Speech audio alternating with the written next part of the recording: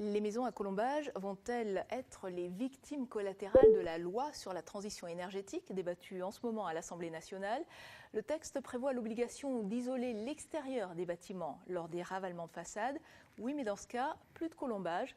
Une association alsacienne s'en est émue. Grégory Fraise, Denis Becker. C'est une maison alsacienne typique, construite en 1750 et tout juste rénovée.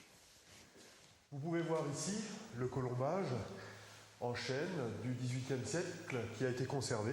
Entre autres travaux, l'isolation a été complètement refaite. À l'intérieur, le torchis a été remplacé par un mortier naturel performant.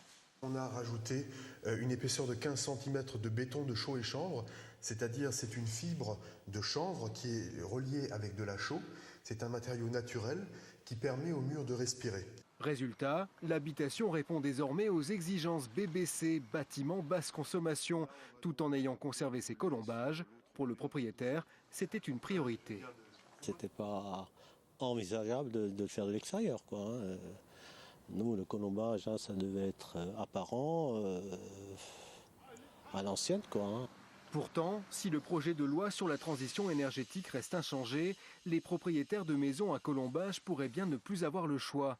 À l'occasion de travaux de ravalement de façade, ils seraient obligés de poser une isolation extérieure, comme celle-ci par exemple.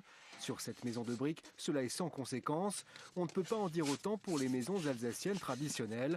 C'est en tout cas l'avis de l'association qui milite pour leur sauvegarde.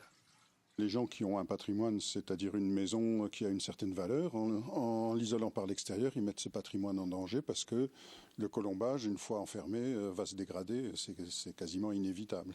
Esthétiquement, c'est pas très heureux non plus. Esthétiquement, j'en parle pas. L'association a alerté les élus locaux et demande que les maisons construites avant 1950 soient dispensées de cette obligation, d'autant qu'elles sont dans l'ensemble peu énergivores et plutôt durables. Nombre d'entre elles ont plus de 500 ans.